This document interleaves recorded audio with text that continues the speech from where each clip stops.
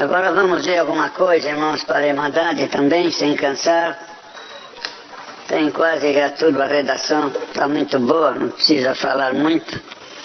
Essa reunião foi na reunião do 3 a 7 de setembro de 2021, nos tópicos para a Irmandade também. Do ano passado não teve, esse ano teve também os tópicos de ensinamento, relembrando também coisas antigas e trazendo coisas novas também.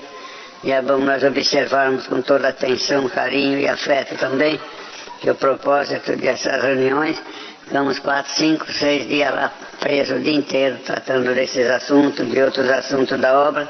Queremos que a Irmandade leve a sério também todos esses ensinamentos, que não entra do lado esquerdo e sai do ouvido direito, ou vice-versa, mas que caia dentro do nosso cérebro, do nosso coração, para receber a instrução e o nosso coração possa também colaborar também com a aceitação. O modo de viver cristão, a palavra de Deus recomenda aos fiéis andarem em obediência aos seus santos preceitos, não imitando o mundo em suas concupiscências, antes seguindo a Cristo, nosso modelo perfeito. Os filhos de Deus são conhecidos pelas suas condutas equilibradas, modo de viver honesto, vestimentas adequadas e, sobretudo, pelo temor a Deus. Está ficando cada vez mais difícil distinguir o crente pelas roupas, e pelas palavras e pelas obras também. Então vamos, irmãos, ter sempre esse costume honesto diante dos homens, diante de Deus também. Comportamento e comunhão dos santos cultos. Toda reverência é necessária quando adentrarmos nos atos da casa do Senhor, devendo cada um se dirigir objetivamente a um lugar de assento. Fazer a oração inicial se mantendo em comunhão e em silêncio. Recomendamos que a Irmandade leia a Bíblia ao chegar na casa de oração, abstendo-se de outras leituras, inclusive o uso de celulares.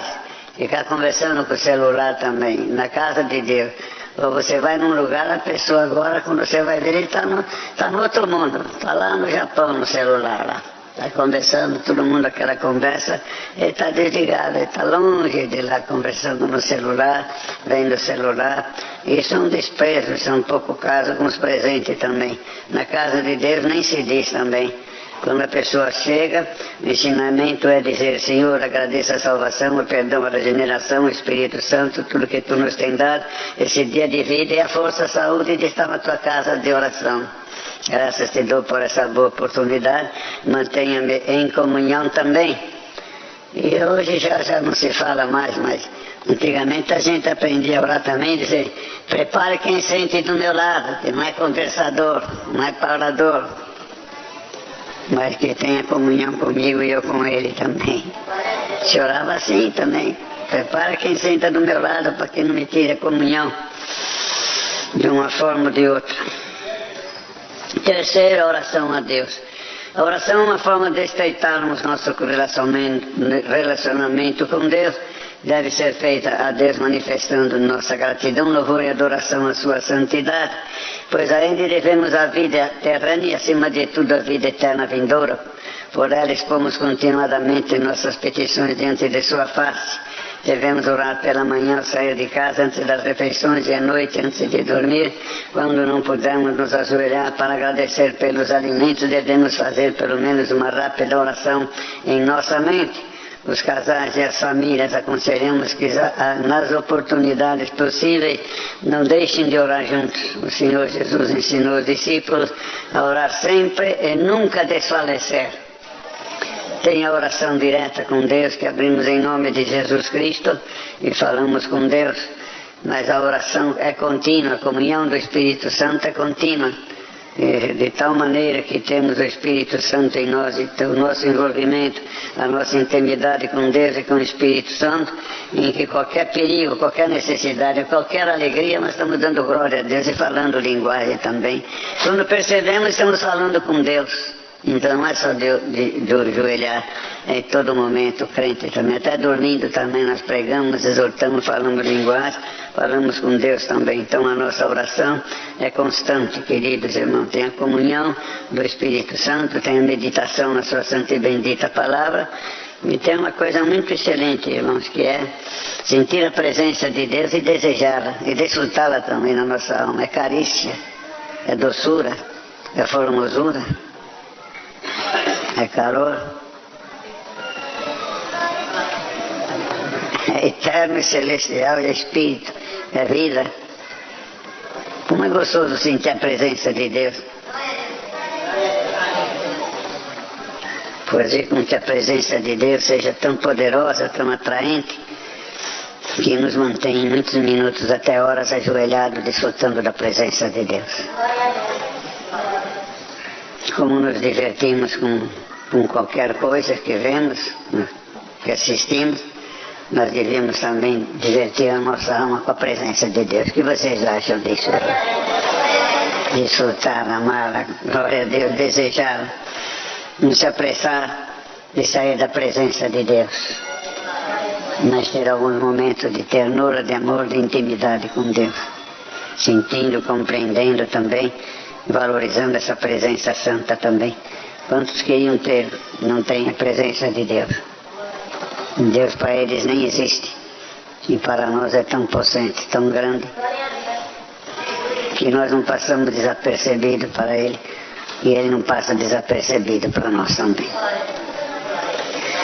Oração em casamento, referência ao tópico de 12 de 88.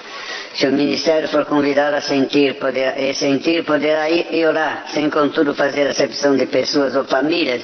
Nessas ocasiões a oração não deverá ser prolongada. Deve-se rogar benções em favor dos noivos e de ambas as famílias dos convidados, do juiz de casamento, bem como se deve agradecer pelos alimentos que serão servidos. A oração deve ser feita ajoelhados, e as irmãs devem usar o véu. Quando não houver nenhum irmão do ministério, qualquer irmão de bom testemunho pode orar.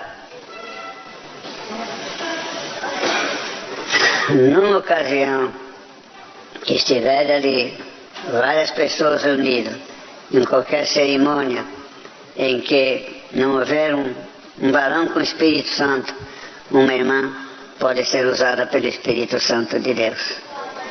Isso é bíblico, isso é ensinamento antigo também.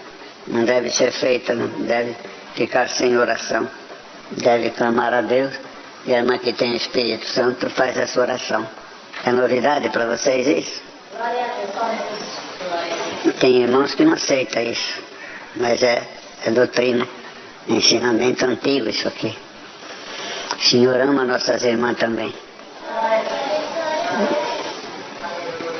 Onde Jesus foi gerado? No ventre de uma mulher.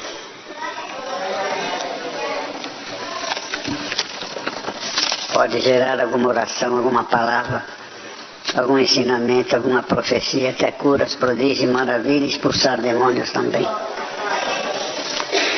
Quinto, serviço divino nos funerais. Falecidos não crentes e cremação. Serviços divinos dos funerais são realizados para cultivar a Deus e consolação da família enlutada. Independente se for o corpo sepultado ou cremado, caso seja solicitar na realização do serviço divino no funeral por pessoas não pertencentes à nossa fé e doutrina, o ministério deve se deixar guiar por Deus. Às vezes a família quer, ele não é crente, ou congregou, ele não batizou. Mas o ambiente não é um ambiente, irmãos, não é um ambiente para receber a palavra, receber uma oração. O ambiente não condiz com a comunhão do Espírito Santo, umas coisas celestiais. A pessoa quer que faz, conversando, dando risada, outros fazendo lá, outros rezando de uma maneira, outros rezando o terço, outros falando, louvando a Deus de outra maneira. Então precisa crer no ministério e deixar ao critério do ministério essas coisas também. Depois também a pessoa também, na última hora, quer ser ungida. Quer ser ungida para perdão do pecado. A unção não é batismo. A unção pode perdoar pecado do crente já. Se tiver pecado, será perdoado, não é assim? E a oração da fé levantará o enfermo. Mas a unção não vale batismo, não. Tem que ser batizado também. Depois a família quer também. E às vezes não teve bom testemunho também. E quer que seja honrado. Não honrou o Senhor, não honrou a igreja, depois quer ser honrado. Nós temos que ter entendimento. E outros acham que é o serviço divino de funeral que vai salvar a pessoa. E não tem missa de sétimo dia, nem de missa presente, viu, irmão? Aqui, enquanto nós estivermos vivos, temos que queimar essa velhinha aqui, ó, em consagração a Deus.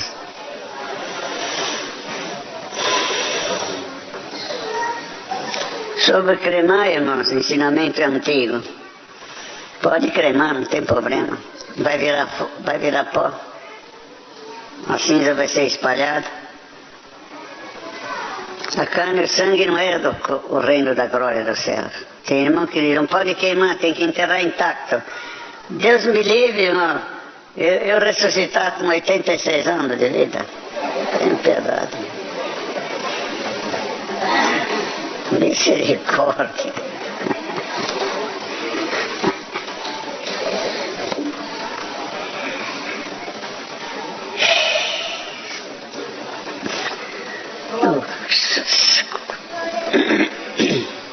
Pela expressão que o mar dará ao seu morto, a terra devolverá.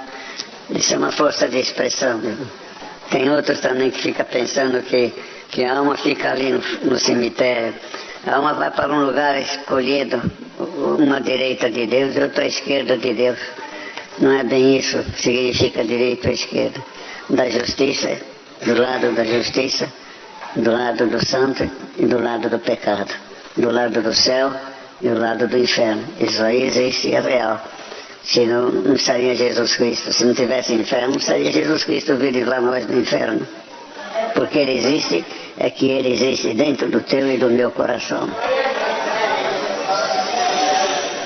Sexto, jovens músicos batizados e não oficializados, com vistas a... Estão ouvindo aí em cima? Jovens músicos batizados e não oficializados, com vistas a incentivar o convívio espiritual dos jovens músicos batizados e não oficializados, delibera-se que aqueles que possuem conhecimento suficiente já tocarem nas reuniões de jovens e menores poderão também tocar nos cultos oficiais da sua comum congregação, assim como nos ensaios regionais. A avaliação, para tanto, deverá ser feita pelos encarregados de orquestra também. E deve estar sempre renovando. Algum interessado em estudar a música também, logo vai começar a nossa escolinha de música também. Todos os instrumentos também. Quem se interessar em tocar algum instrumento deve consultar o ministério para saber qual o instrumento que está faltando na igreja para completar também a orquestra. E os órgãos também, tem lugar que não tem lugar mais para as organistas, tem muitas organistas, tem que esperar na fila também. Mas toca em casa, toca um violão, uma flauta, um clarinete, um baixo tuba.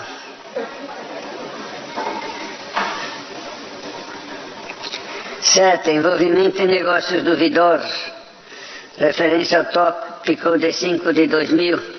Aconselhamos ao Ministério a Irmandade muita prudência nos negócios materiais de origem duvidosa.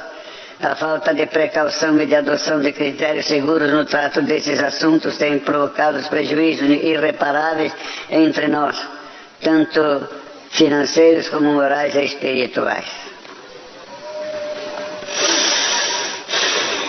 Eles procuram, irmãos, alguma coisa com nós, procuram sempre alguém que tenha um conhecimento mais popular, mais conhecido numa repartição, numa indústria, num comércio, numa escola, num clube, numa igreja, numa denominação, para que por meio dele, irmãos, fazer negócios também com o resto do povo. Ele está ali, uma pessoa de envolvimento ali, tem que ser honesto, praticamente, entre aspas, teria que ser honesto.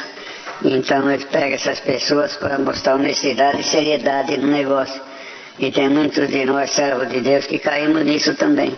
Então já aprendemos e não vamos mais nos meter nisso não também. Prometendo cura também, coisas que curam, remédio que cura, colchão que cura, travesseiro que cura, pulseirinha que cura e outras coisas, tudo, irmão.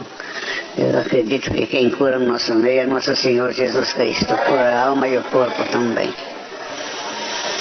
Propagações de notícias falsas e comunicações é 8. Propagar notícias falsas, boatos ou divulgar matéria denegrindo a reputação de alguém sempre ocasiona danos à vítima, sua família e até mesmo a igreja. Quem assim procede demonstra irresponsabilidade e absoluta falta de temor a Deus, além da possibilidade de cometer crime contra a honra de terceiros. Vocês não sabem, mas nós temos um jurídico muito poderoso, com a ajuda de Deus, na justiça das leis divinas e das leis dos homens também. Homens com conhecimento dado por Deus também. E tem muita gente que falou mal de céu, irmãos, e teve que pagar a língua. Perderam as causas também. E teve que pagar indenizações também. E quando o assunto é grave, vai para a cadeia também, viu, irmãos? Pode falar mal da pregação, errou a pregação, errou a doutrina, errou aquilo. Mas falar mal do caráter de algum de nós temos direito de processar e pôr na cadeia esses canalhas. Está certo ou está errado? Vocês aceitam isso? Vamos ler de novo?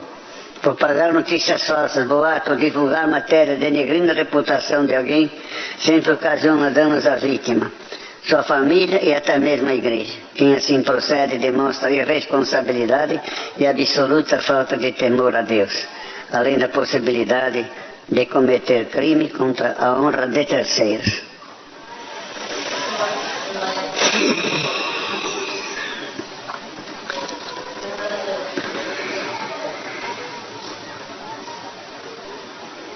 Acho que é suficiente, né, irmão?